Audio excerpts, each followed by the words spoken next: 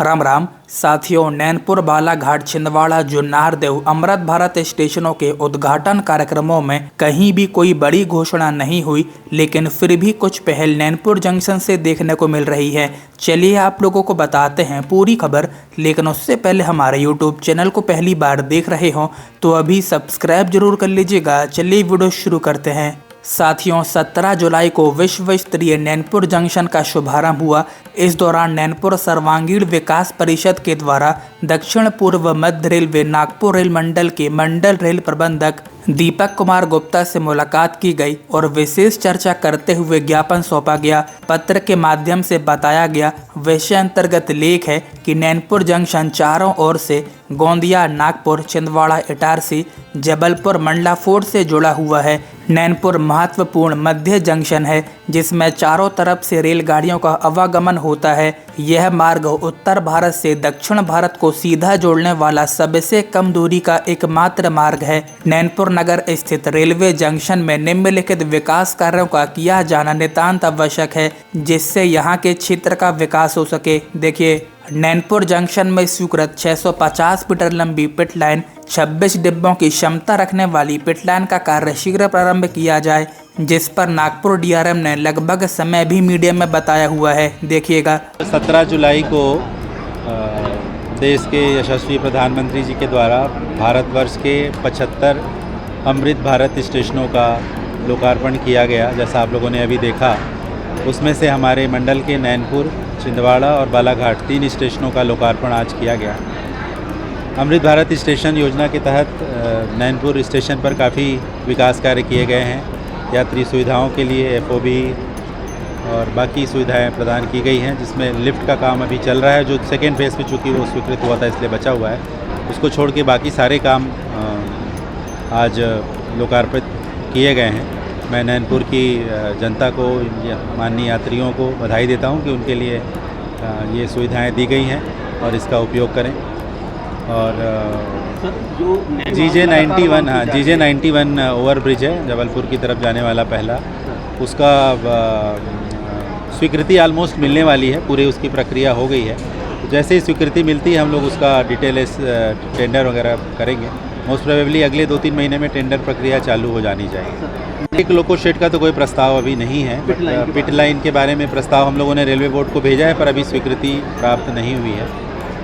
Sir, Nainpur से मंडला के लिए जो कनेक्टिविटी है वो आसान नहीं है, सही तरीके से नहीं चल रही है। तो वह बहुत जल्दी है और एक ऐसे समय पे है जब लोगों को काम नहीं हो पाते हैं। सही कनेक्टिविटी कब तक मिल पाएगी? अभी तो मतलब हम लोग को कोई ऐसी शिकायत जनप्रतिनिधियों के माध्यम से मिली नहीं कि टाइम टेबल क्या रखना है। अगर कोई इस तरह से डिमांड मिलती है जनता के द्वारा, क्योंकि सुबह 5 बजे चलती है और मेरे ख्याल से 10 बजे के आसपास जबलपुर पहुंचती है, तो टाइम तो बड़ा अनुकूल है। और उधर भी सुबह इसी तरह से चलती है, तो लोगों के आने जाने के जबलपुर के लिए भी कनेक्शन है। तो अभी जबलपुर से मंडला तक की डायरेक्ट कनेक्टिविटी भी पिछले कुछ दिनों पहले प्रारंभ की गई, जो पहले अलग अलग होती थी। जो आप बोल रहे हैं उसके बारे में और बात आप लोग सुझाव दीजिएगा तो देखेंगे। हैं वर्किंग टाइम की कनेक्टिविटी की मैं बात। हाँ, नहीं, आप लोग सुझाव दीजिएगा तो देखेंगे उसको और क्या कर सकते हैं। अभी उसको फिर से हम लोग टेंडर करेंगे। उसका क्या हुआ कि पिछले वाले ने चलाया नहीं, तो उसका जो ड्रग लाइसेंस है वो कैंसिल नहीं हुआ था। हाँ, अब वो उसका ड्रग लाइसेंस पिछले वाले का कैंसिल होता है, तभी तो अगला किसी को हम दे सकते हैं। अब जाके उसका ड्रग कंट्रोलर से लाइसेंस कैंसिल हुआ है। जो रेलवे प्लेटफॉर्म उसका निर्माण कब? नैनपुर में जो डबलिंग का काम होगा उसमें ही होगा वो। नैनपुर का जो नैनपुर जबलपुर डबलिंग में होगा उसी में वो काम भी है। और एक्स्ट्रा जो मैं स्टेबलिंग लाइन या लूप लाइन की बात कर रहा था वो भी उसी के साथ साथ बनेंगे। सर, कम शब्दों में बोला ना, कम से कम 6 महीने लगेगा मुझे। नैनपुर जंक्शन में स्वीकृत आरओबी का कार्य शीघ्र प्रारंभ किया जाए। नैनपुर जंक्शन में रिक्त पड़ी भूमि पर electric loco shed, wagon and carriage workshop का निर्माण कार्य स्वीकृत कर शीघ्र प्रारंभ किया जाए। रेलवे के समक्ष लंबे समय से हमने भी यही मांग रखी है। नैनपुर जंक्शन विश्व स्तरीय रेलवे स्टेशन है, लेकिन रिटायरिंग रूम, डोरमेट्री रूम की सुविधा उपलब्ध नहीं है। शीघ्र प्रारंभ किया जाए। नैनपुर जंक्शन में स्वीकृत 3 लिफ्ट का निर्माण कार्य शीघ्र पूरा किया जाए। नैनपुर जंक्शन में प्लेटफॉर्म क्रमांक 6 में रैक पॉइंट समाप्त कर प्लेटफॉर्म क्रमांक 6 एवं 7 का निर्माण कार्य किया जाए। मंडला फोर्ट से नैनपुर जंक्शन तक 4 फेरा मेमू ट्रेन चलाई जाएं, जिसकी कनेक्टिविटी नैनपुर से चलने वाली सभी लंबी दूरी की रेलगाड़ियों से बनाई जाए।